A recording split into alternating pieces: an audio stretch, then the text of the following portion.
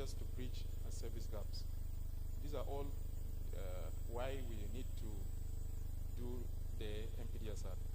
And if you see the last bullet point here, that any maternal death happens at the facility should be reported within 24 hours, or if happens outside the community should be reported within 48 hours. So currently this is our functionality of the MPDSR in the country. You will see at the national level we have this committee, we have at the state, county, and community. And let me just take you through the report that we captured from January to June this year.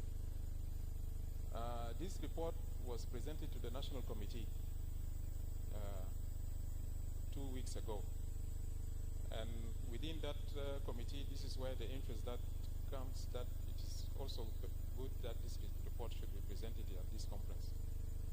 In this report, you will see from the reporting period, we take it state by state. You will see the maternal death from Central Equatoria. We are able to report it from Yei Civil Hospital and Morobo Civil Hospital within this reporting period, and perinatal death is 3 and 1 here. There is oversight on this reporting period that there is hospitals. Juba Teaching Hospital has actually have a report, but the report was not shared, and that's the oversight. And all the data that I'm presenting here is a maternal or perinatal data are actually been reviewed by you in your facilities. You review them and you report it. That is mean it is already been audited by your team. So we have a report from Juba Teaching Hospital, has not been captured here, but this one we put it to include it in the next reporting period that we will capture from January to December this year. So this is a report from the Central Equatoria. You will see Western Equatoria from Yambio, Meridi, Lui, Tombora. We're able to get a report from there. And we're still struggling also with some facilities in Ezo and Anzara. And Anzara has a very big hospital which is providing services. So we are also working closely with them to ensure that we capture a report from them and establish the committee for reviewing any maternal death. This is from Jobele, from Bor State Hospital. You can see.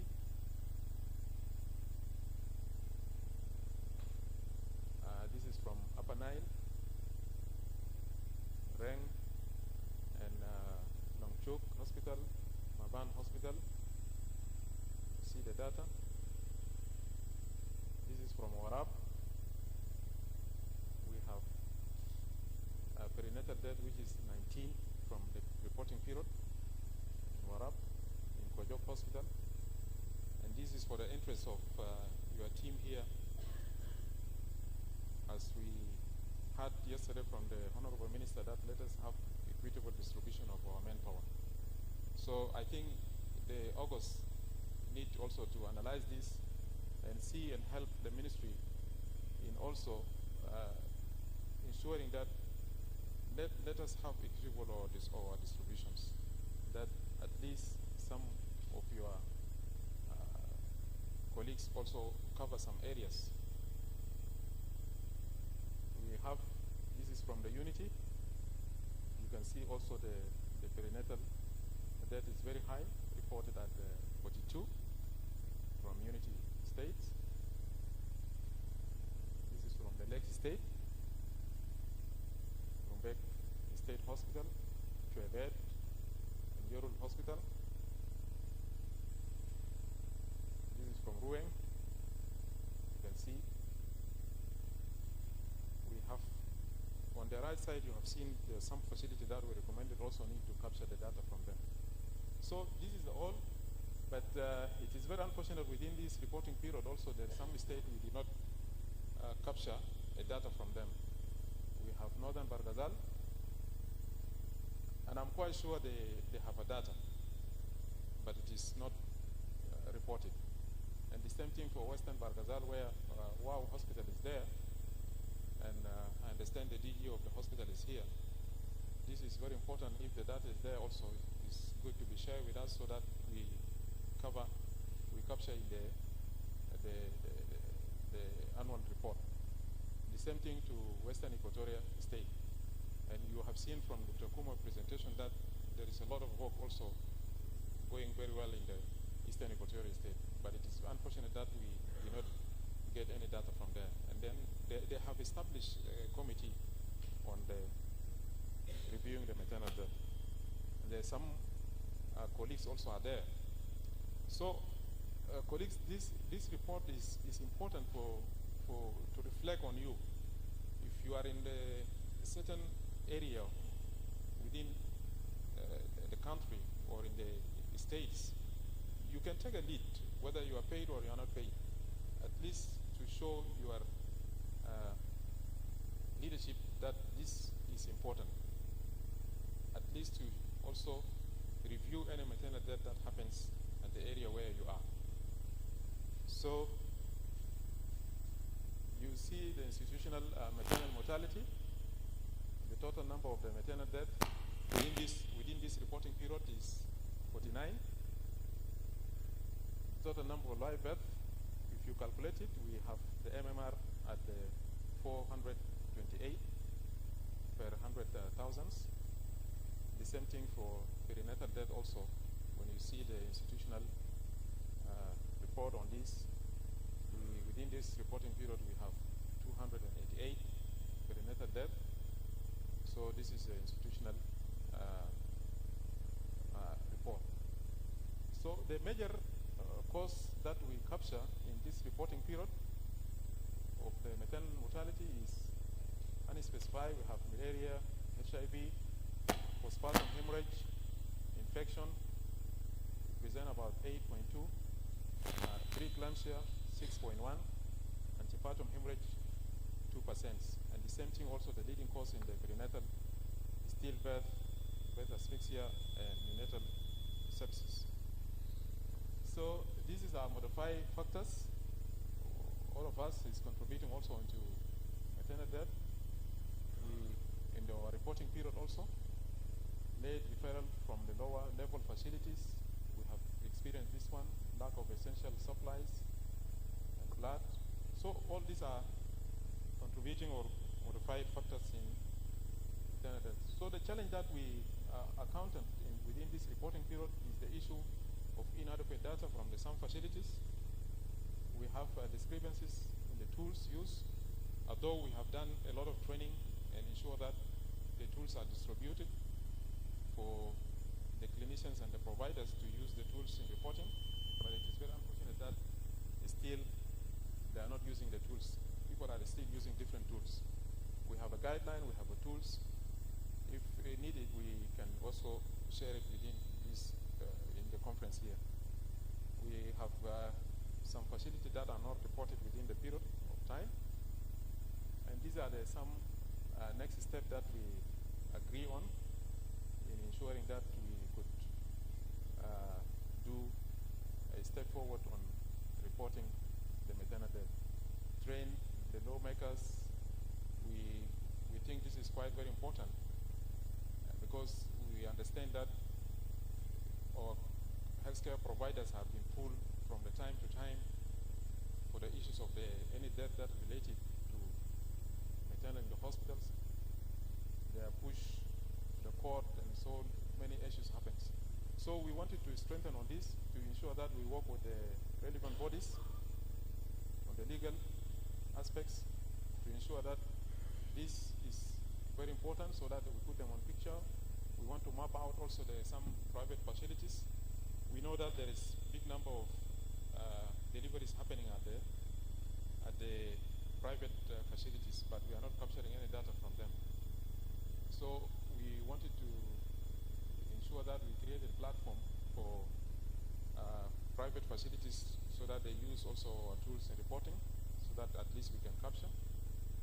and improve referral, discuss implementation with the implementing partners, capturing community data. This is one of the most important one. As I said from the beginning, at least we should have, we are not saying it should be reviewed, but we are saying it should be notified. It should be notified at the community level. At least we have strengthened the tool and the structure of how to notify any maternal death happens at the community. And some hospitals, we wanted also to ensure that they report within this period. So, colleagues, what I wanted to say is we need to start somewhere. And this is the beginning at the Ministry of Health to ensure that we establish the MPDSR system, it works. And this could not be very comprehensive, but it is a starting where the country needs to ensure that at least also we are doing something on this.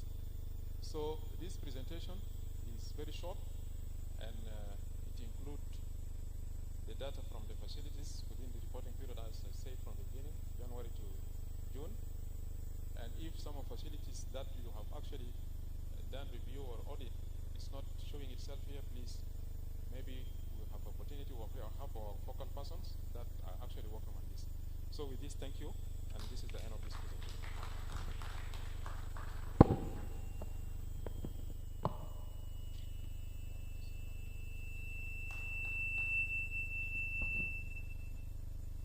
Thank you so much, Dr. Michael. We have seen how our indicators is doing as far as maternal mortality is concerned. I'm sure there is a lot of things running on our heads. But if at all we've even captured the entire mortality, I'm sure it will even be higher than this. But because of the discrepancy in data reporting, we've seen that there is this, but the good thing is there are efforts on the way. There are next steps to address and ensure that we head towards the reduction that we are looking towards. At this juncture, I want to call on Dr. Rose Juma to come and give us her presentation. Then later we will start taking questions.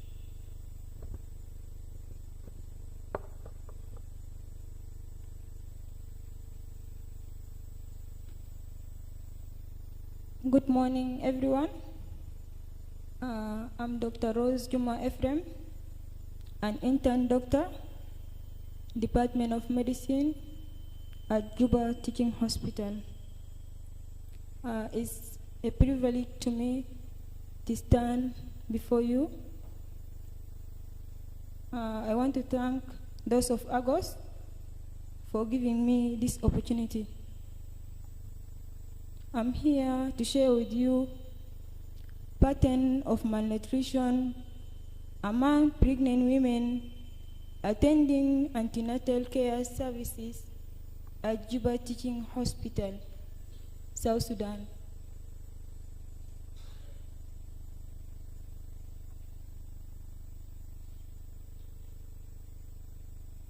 I have nothing to disclose in this presentation.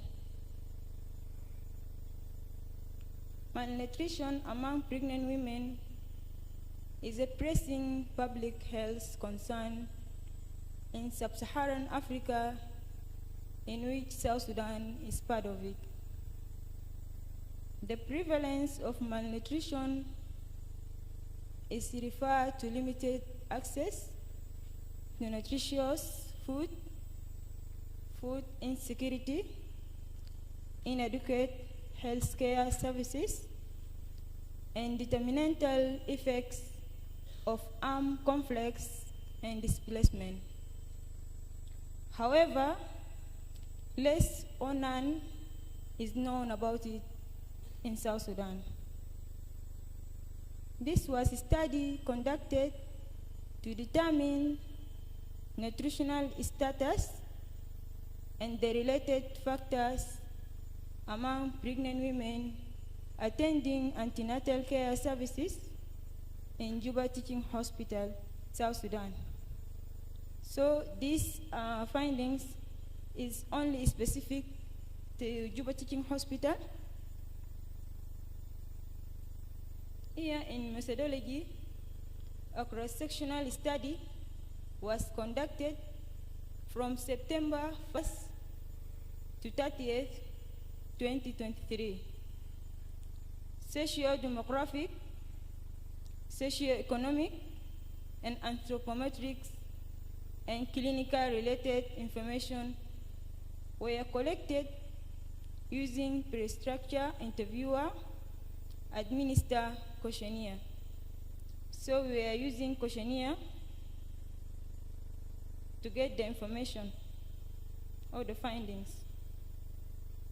The mid-upper arm circumference, which is the MOAC tape, was used to define the nutritional status of pregnant women.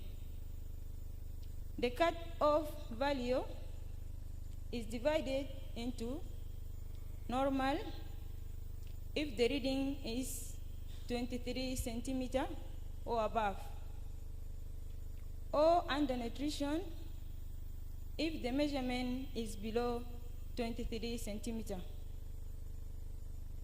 Epidata version 4.6 and SPSS version 26 were utilized for data entry and statistical analysis, respectively. Here the result, a total of 280 pregnant women were interviewed, with the response rate stood at 97%. More than half of pregnant women were of 25 to 45 years old.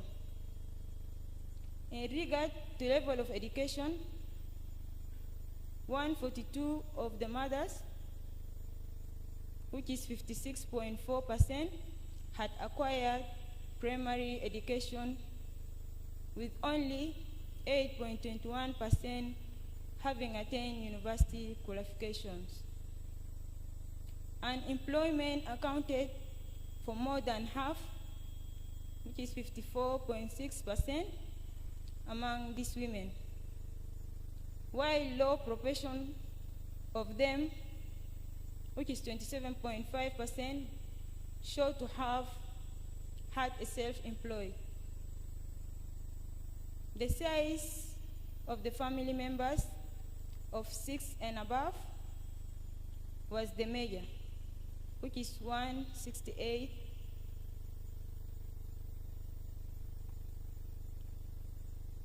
60%.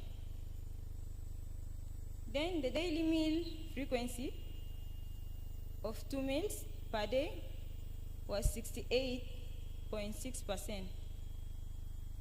Adequate partners support was 50.4%.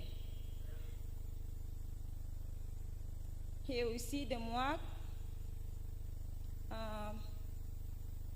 less than 23 was 4%, and more than or equal 23 was 96%.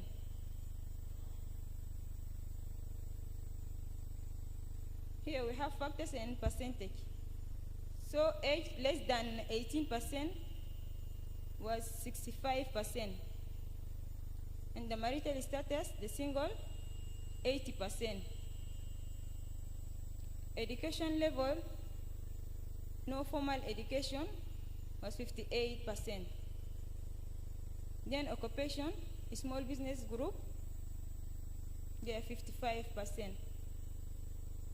Then partner support, those who have adequate partner support, 58%. Family size, more than 6 members, 60%.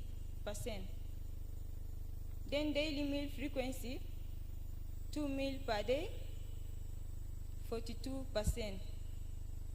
Then the gravidity, para 3 and above, 67%. Then when we come to trimester, the third trimester, 70%. Then here, in conclusion, regardless the low prevalence of malnutrition, in this study, it showed important factors linked with the malnutrition, such as no formal education, teenagers' pregnancy, being a single mother, among others. This study recommends institutional programming that reduces early marriages and enhances educational level and self-reliant and productive community. Thank you.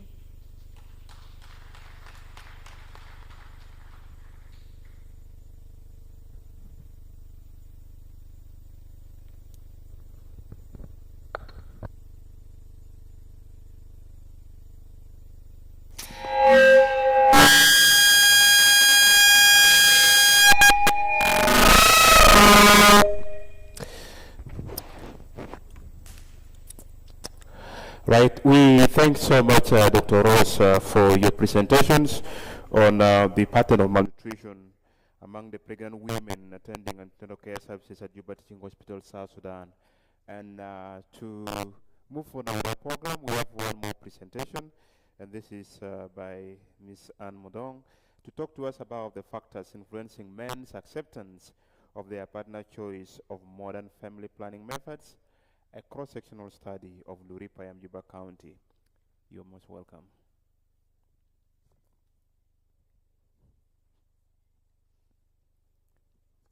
Thank you. Thank you so much. I want to start this by a story. We've had a community dialogue one time in Luripayam, and we went for an outreach, and we targeted community leaders. And women leaders were represented. Our focus was delivery in the hospital, but then the aspect of family planning later went into the discussion. And I remember one of the chiefs saying, who is a woman to decide that she wants a family planning? It is me to decide for her. If I don't want my woman to go for family planning, she will not. This is an eye-opening to me and you, and I'm going to present my research on factors influencing men's acceptance of their partner's choice of modern family planning method. This was done in Luripayam. I want to put this disclaimer that this research was conducted for academic and research purposes only. I would also want to say that the findings here are those of the researcher and does not necessarily reflect viewers of any official policies, organization, or any institution.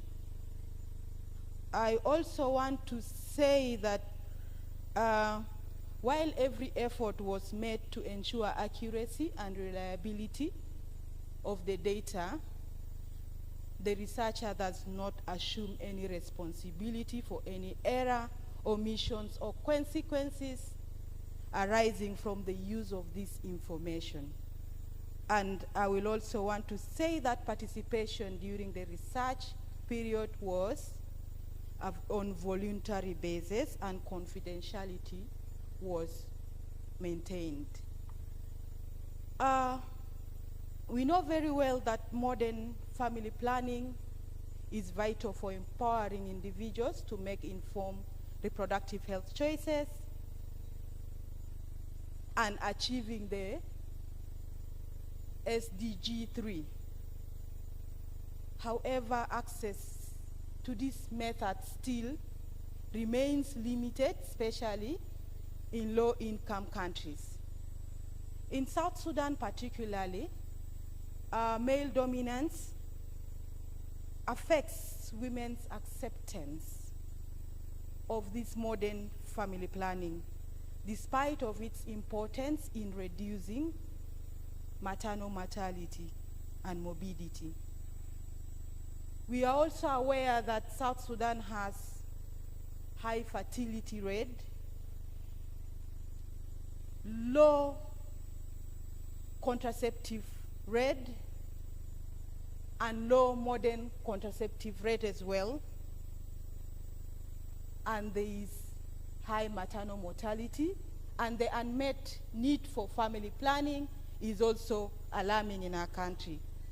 Therefore, this study determined the factors that influences men acceptance of their partner's choice of modern family planning. I examined 4 specific objectives and 1 main objective. And the main objective is to determine factors influencing the men's acceptance of their partner's choice of modern family planning. At the specific objectives, I looked into determining the level of acceptance of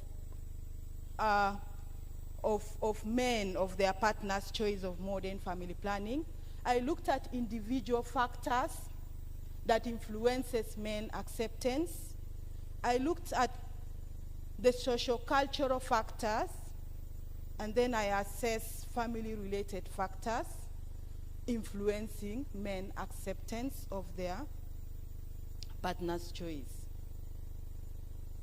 My methodology, I use the cross-sectional analytical design, and then I targeted married men 18 years and above.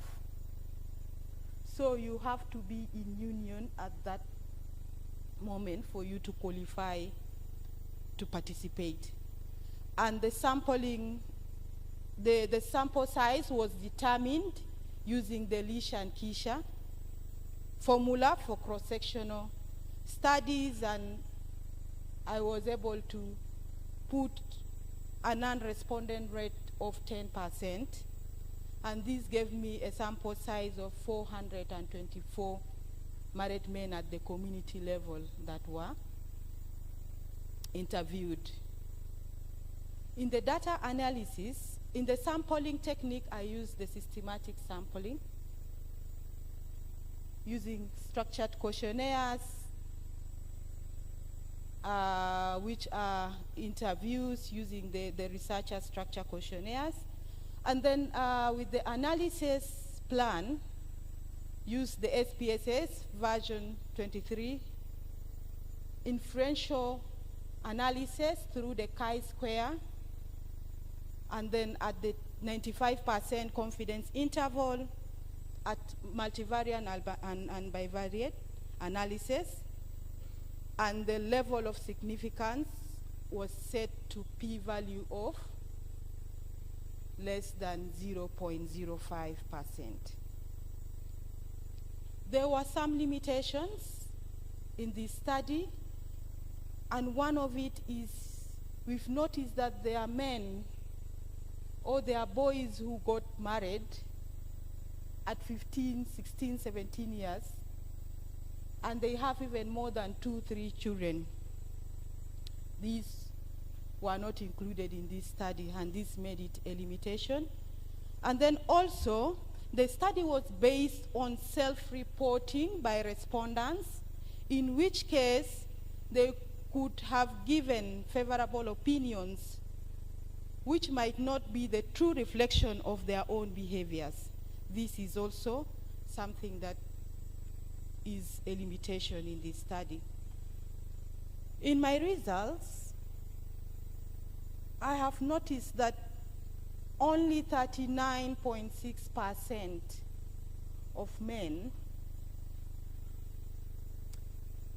said they will accept their partners to use modern family planning method. And 60.4% did not. This is not so different from our indicators if we are to relate it to our current indicators of very low contraceptive prevalence in the country, high unmet need for family planning.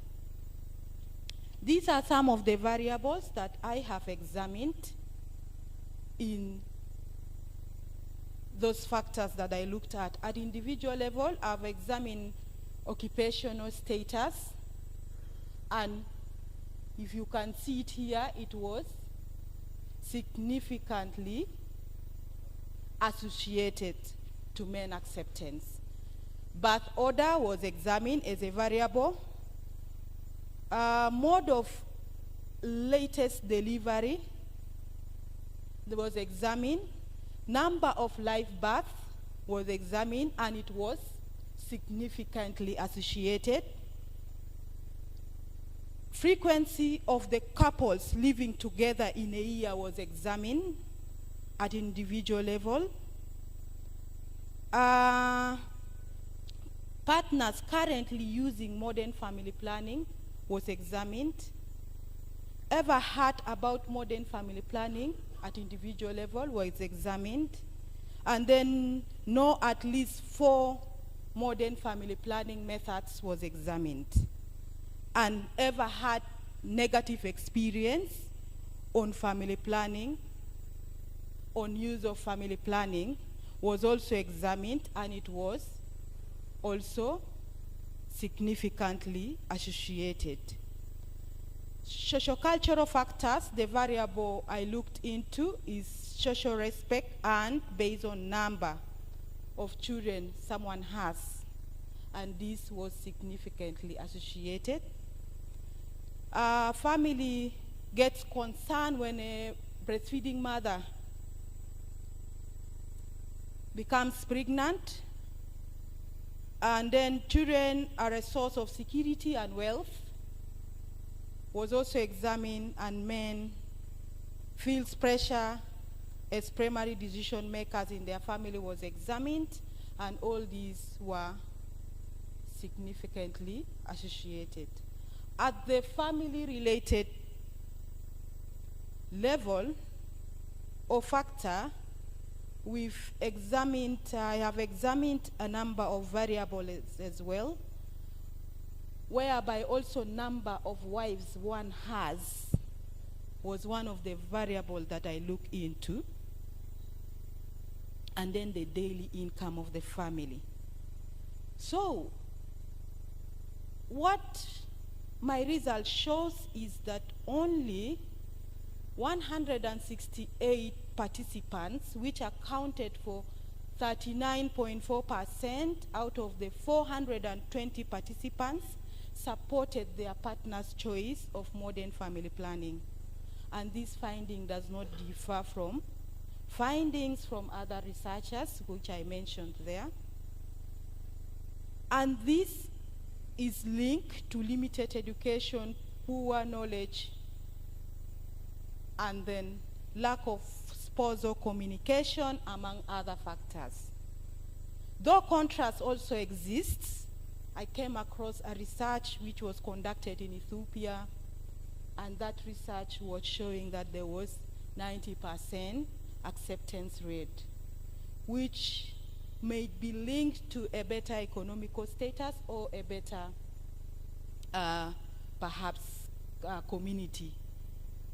So, surprisingly, employed men were less likely to accept their partners to take up modern family planning compared to non-employed men. In my conclusion, the study reveals a low level of men acceptance, influenced by occupations, cultural beliefs, family expectations, and family pressure, among other factors. And these findings highlight the evidence-based factors to address a key behavioral barrier to achieving this access to universal sexual reproductive health. The focus on men's acceptance directly addresses the power dynamics and gender norms that impede women's reproductive rights. And these findings, the findings on cultural factors and family pressure are crucial to developing the culturally sensitive strategies that will bridge the modern contraceptive rate in the country for us to reach our target of 20%. These are my references, and thank you so much.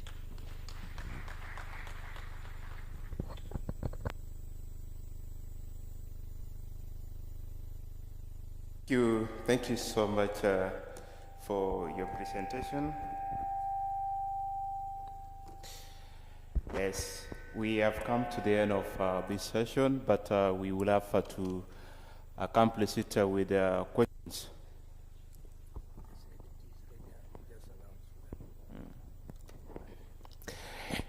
Yeah, we'll pick a few of your questions, about 5 as usual, and then thereafter we'll be able to break then for our breakfast, and then we come for more interesting conversations or presentations that are yet to come your way.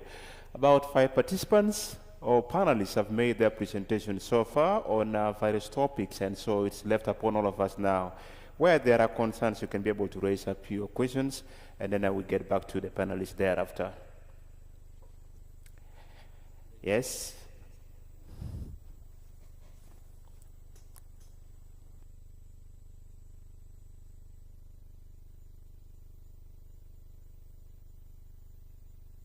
Encourage the panelists to write down the questions that are channeled towards for, yes. First question here, Alice. Thank you. Good morning. I'm by name Dr. Alice Joanne Steven. I'm a pediatrician. Thank you for all the presenters. It's been an eye-opener and a lot of knowledge, so thank you for your presentations. So my concern will go direct to Dr. Michael.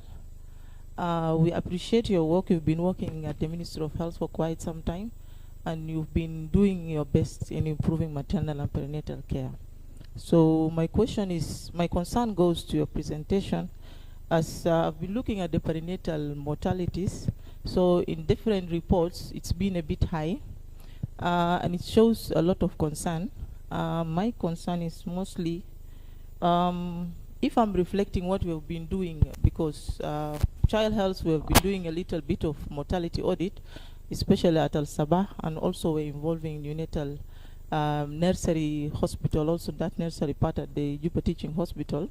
So what I want to say that even if with this good setting, we're still having that bigger number of maternal, neonatal, perinatal mortalities, which can reach up to even 40 if we compare from January to June. And we are happy to share those data with the MPDSR team. My concern is just a little bit of question is, what is the Ministry of Health are doing in terms of improving perinatal care? Because looking into the settings at Juba Teaching Hospital, we have the good health cadres. We have a little bit of an area where you can give neonatal care, but still we're having that mortality which is similar to those different health facilities within the country. Thank you. Thank you very much, Dr. Alice. Kindly, if you can make it very precise and short to the point, that would be very good. Any other question? Before I go to the last person.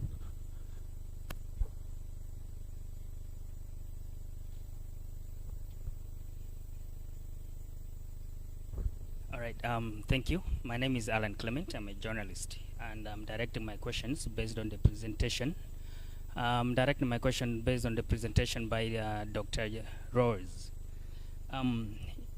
Regarding the teenage pregnancies, how do you see teenage pregnancy and lack of education influencing, that is to say, maternal nutrition outcomes in South Sudan? Number 2, what institutional or community level interventions do you believe could effectively reduce early pregnancies and improve nutritional support for expectant mothers? Thank you.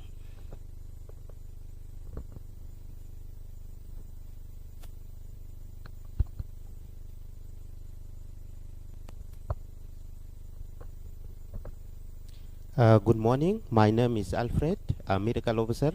My question is going to Dr. Hakim on fistula program. I personally appreciate the effectiveness of this program because I am a beneficiary. One of my relatives was effectively treated in WOW, and she's happy now with her family. My question is going directly to call for action rather.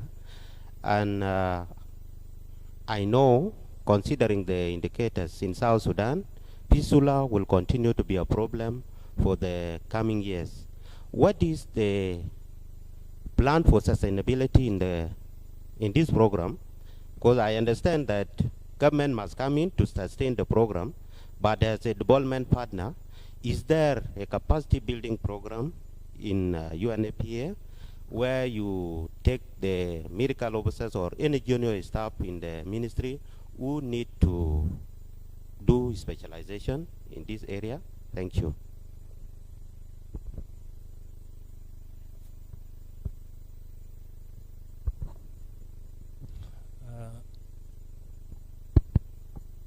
My name is Bolngar.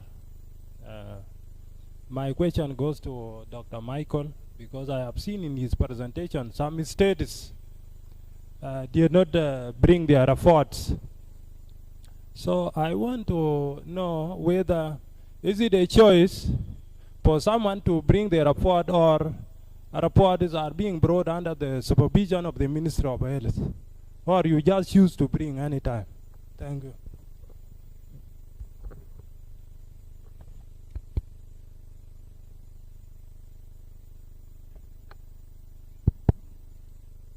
Thank you. I'm Dr. Akweng, a pediatrician working at Juba Teaching Hospital. Allow me to ask one question about the last presenter for the perception of the community, for the perception of the community and what is the reason that the urbans and the rural. You're not very audible enough, please. Huh? You're not audible. Ah, okay. Sorry. So, I'm talking about the last topic presented later, about the perception of the community for the study we are doing. What makes the reason that those in the rural accept rather than those who are living in the urban area? Thank you. The last chance.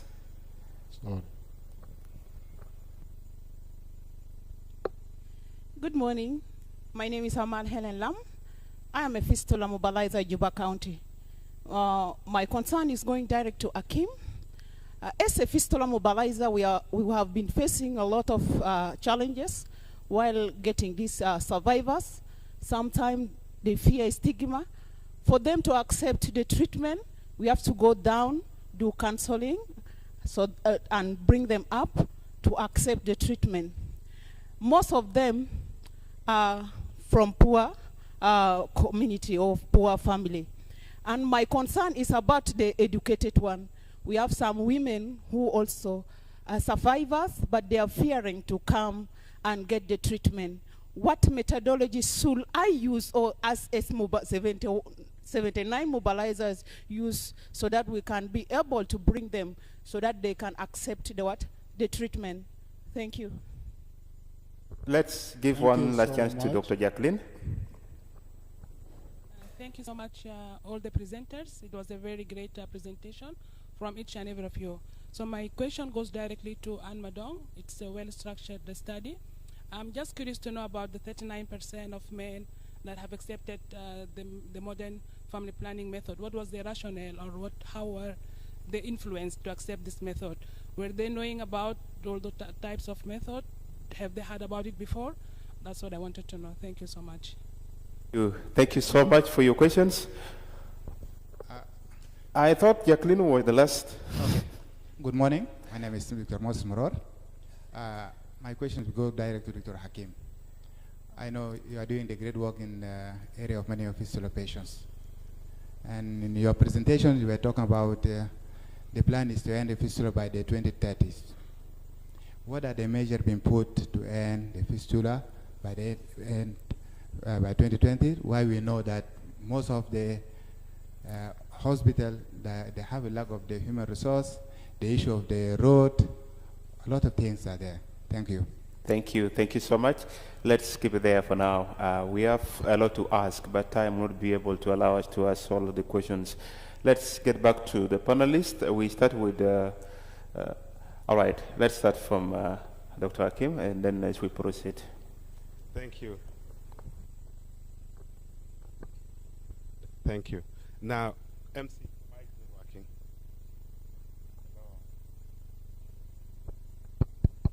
Hello? It's working? Okay.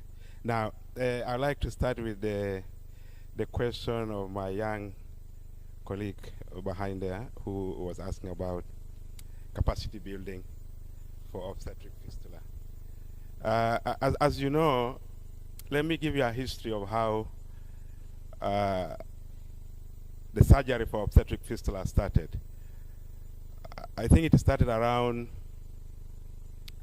1980 or 85 when Hamlin Hospital in Ethiopia, you can correct me if that's correct, when they started doing obstetric fistula surgeries. And it was not done through going to school. It was done through mentorship and apprenticeship.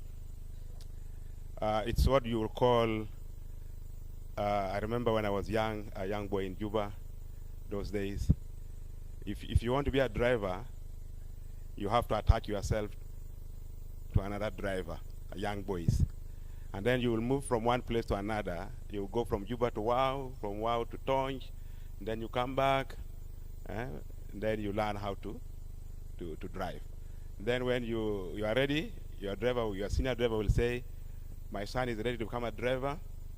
And then he will take you to Gabat or to police and tell the boss there that my son has been working with me for 5 years. Now he's ready to be registered as a driver. Those days there was no driving licenses or driving school in South Sudan. So that's how it started. It started as apprenticeship, mentorship, and then around 2013 or earlier, FIGO, they started a program called the Fistula Surgery Training Initiative.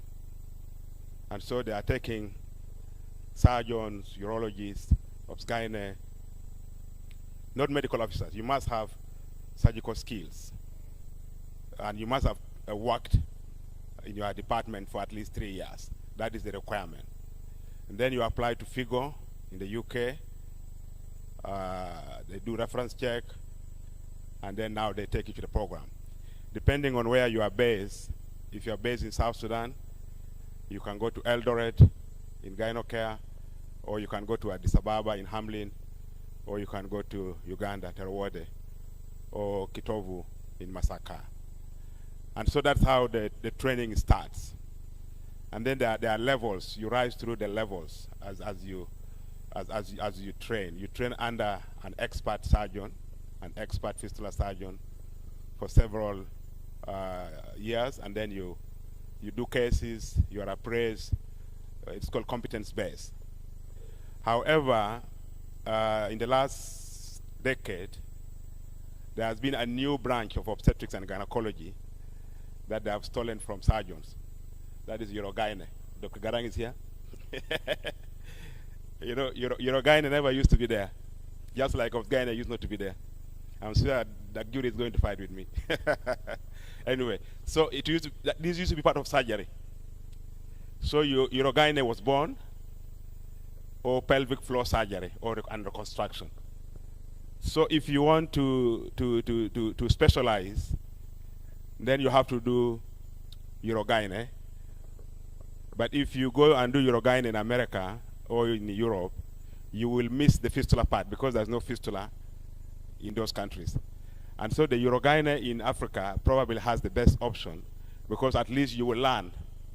As you do pelvic floor surgeries, If you are lucky, and then you will get some fistula cases, you will also do them. And then in that process, you will get proficiency in fistula surgery. But to answer you fully, there's no specialization in fistula. Fistula is a mentorship and apprenticeship program. But even if you do urogyne, then you have to also to learn how to do fistula surgery. It's a complex surgery. Some are easy, but others are complex. That requires a lot of mentorship and apprenticeship. I recall when I was in WOW in Comboni, St. Daniel Comboni, there are professors who came from the US and Australia. They are coming to learn how to do the fistula repair, because it's not an easy thing. So there's really no training, but you have to do apprenticeship and mentorship. And then the question of my friend Amal about... Yeah, 1 more minute. Okay, educated women who do not want to come who have fistula, but they don't want to come for treatment. I really don't know what I can say, but we need to see ways of how to convince them, despite the stigma, to seek treatment. It is them who are suffering. It is them who are ostracized. So we need to get ways. I don't know how innovative ways we can get to attract them to come for treatment. But I know that some of them have perineal tears. I don't think they have the real fistula that we see in most of our women, leaking urine. If somebody was leaking urine, I can tell you, if they hear of free fistula treatment, they will come, despite the stigma. I'm not downplaying the stigma that they face, but I can tell you they can come. And then the other one is Dr. Marol's question. You know, around 2015 or earlier, the UN came together in New York and said, how are we going to stop fistula? And then they came with this ambitious plan of ending fistula by the year 2030. And we are still hopeful that in South Sudan, this is not for South Sudan only, for the global world, we are hopeful with the leadership of the Minister of Health and with our political leaders that something can still happen, a miracle can happen. But I'm cognizant of the fact that there are challenges. But you see, we have to have a target to reach there. If you don't have a target, then you just say, okay, I got my quest, can not base gaining. So our 2030 is our guide, is our target, is our guiding star, bright star. We say we want to reach there by 2030. Inshallah, we shall reach there. But I know it is difficult. I have also asked that question before. All right. Yes, thank you. Thank you so much. Let's move to the next panelist.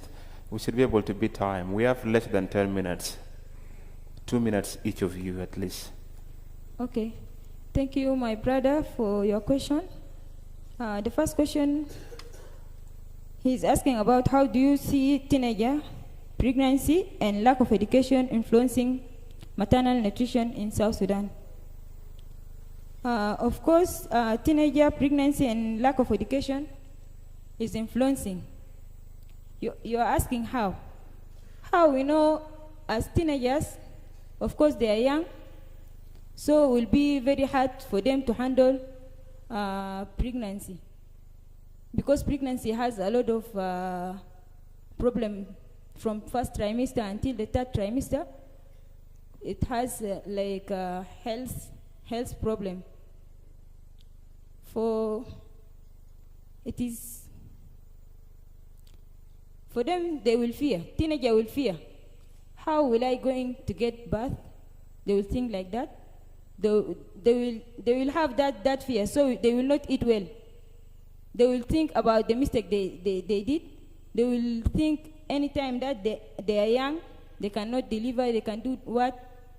So this one also will bring malnutrition to them. And lack of education, of course education is helping a lot, because if you are not educated, it's very difficult for you to know many things, like even the nutritious food for your health. As a pregnant woman, you don't know if you are not educated. You just eat anyhow and any type of food. Yet pregnancy doesn't like that. So when you are pregnant, in any trimester, it has different food for you to to feed yourself and the baby inside. So education is very good, and lack of education is really will influence the maternal nutrition in South Sudan. Coming to the question number 2, you are asking about the institutional and or the community level intervention. Do you believe could affect, reduce early pregnancy and improve nutrition support for expectant mothers? When we are talking about the community, of course, we can think about what we call, we can create an we can make an what do you say?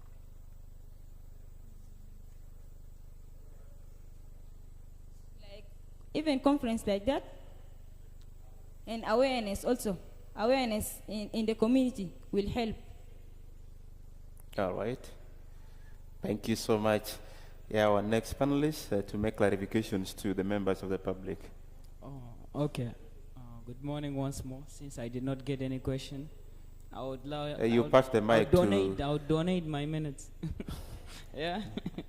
Anyways, to elaborate on Victoria's point is that regarding the awareness, nutritional awareness, it's our collective duty of every medical professional to be able to. You see, the lack of education, it's that the tools are not there, right? So now I've seen a trend of people, South Sudanese from all different states using social media, for example, TikTok. So if you can create a good content and information to these mothers regarding nutrition, I think it can reach them. So this is one of the tools that we can use to educate or to reach out to people who cannot have access to schools and all that. Thank you. Thanks. Thank you very much. Thank you so much. I had 2 questions. I would want to start with Dr. Jacqueline's question of what influence the acceptance, the 39.6%. There were a lot of variables that I examined, and what stood out is that men who reported that their partners had their latest birth through cesarean section were actually accepting their partners to use family planning than those ones who had a normal delivery. This was one of the factors that influenced at the individual level. Also, there was a knowledge factor variable at an individual level that was examined.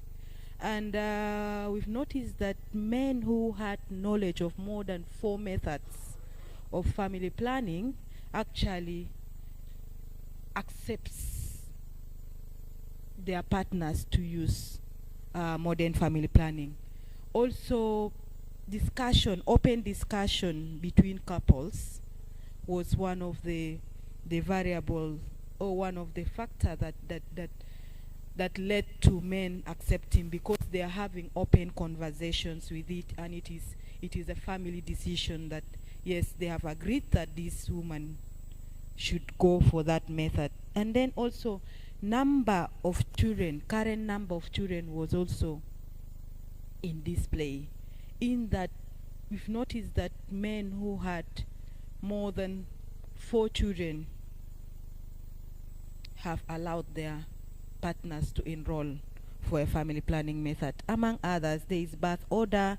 We've also noticed that firstborn and secondborns, actually men allows or accepts their partners to use, compared to those ones who came in as a 4th-born, 3rd-born. Now the reason behind it, maybe it's an eye-opener for us to pick this up and also make more research to why 1st and 2nd borns would allow more than this is to answer that question. Another question was asked about men acceptance or perception. She was talking about perception, but I want to take it to men acceptance. And she was thinking, I think she was talking about rural and urban setting, comparing why acceptance is high in urban setting compared to rural setting. My study didn't do any comparison, but Luri Payam was a blend of urban and rural community all in the Payam. The Payam is diverse. So this could also be another thing that we will look into it, but I think we would think about many factors as to why men in urban setting will accept or accepts their partners to use modern family planning, maybe because of accessibility, maybe because of affordability, maybe because of exposure. This could be a lot of factors that when we do this comparative research that maybe we would think of examining to be able to prove it. But I think that is what I will respond to the last question. Thank you. Thank you so much. Dr. Michael. Yeah, thank you. I have two questions. The first one from Dr. Alice is regarding the perinatal death that actually comes up in our presentation, which is 288 out of the 11,000 deliveries. Yeah. So what I say is this report is covering period from January to June, and within this reporting period, this is the data that we got. It actually is the reviewed death. When I say reviewed death, this is the death that are audited by you and sent it to us. That is mean maybe the death may be higher than this within this reporting period. So what Minister of Health is doing at the moment, let me just put it on building blocks. First, we realized with the time that the child health department within the Ministry of Health was not being. This one has been taken as one of the key, and you are now the one leading it in the ministry. You are the responsible for the child health now in the ministry at this department, because it has been very partial. You see, in the reproductive health is addressed, in the primary health care, in the nutrition. But now at the leadership level, it has been dedicated to have a full dedicated persons that lead the child health within the Ministry of Health. And we are pleased that Dr. Alice herself is now the one leading these ones. Yeah. And on the other component, we establish also. We know that there is a lot of gap happens, and issues has been addressed partially in the different department. Especially what comes in this report, that maybe higher number is related to neonatal sepsis, and we realize that there is a lot of work need to be done on this. You see, so the issue of the IPC infection prevention control that has been addressed separately. Now it is going to be led by these departments to see that how they should address this issue in terms of training, supply, and all this. So this is another component that to ensure that we have a guideline, we have documents that speaks how to address the issue of the perinatal deaths in this context. On the other note, we work also closely with you and some of your colleague pediatricians to develop a list of the equipment to address this issue. And you know it well that we have approved list of the equipment, and the procurement are already is in country and is going to be distributed to the number of the facilities. We have selected facilities that have higher number of these perinatal death, and this equipment are going to be distributed to these facilities. And it is part of the component addressed under the Health Sector Transformation Project, which is managed by the UNICEF. So this one is also a part of the measures that Ministry of Health has taken to address the issue of the perinatal death. On other issues of supply, already is one factor which is came in, And it is also a subject for discussion that ongoing at the moment. The issue of the human resources training, it is also that you are tasked on that one. And the last one is on the issue of reporting.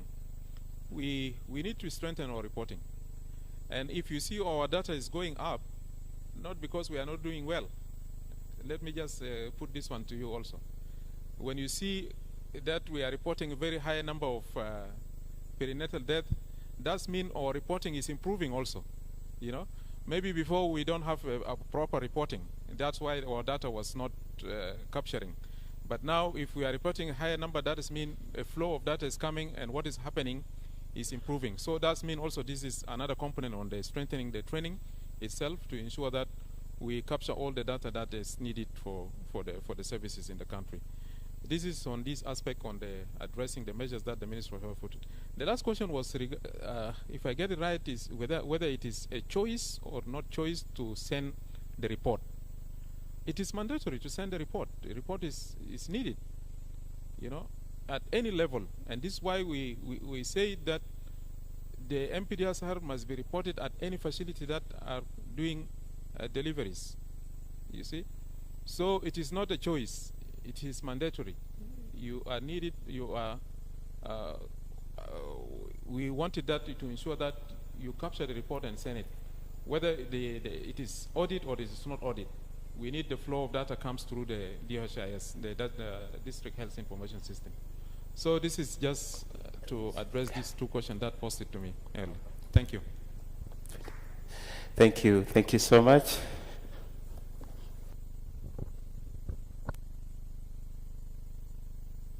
Yeah, we thank all our panelists for the wonderful presentations they have made and clarifications to your questions. Kindly let's give them a round of applause.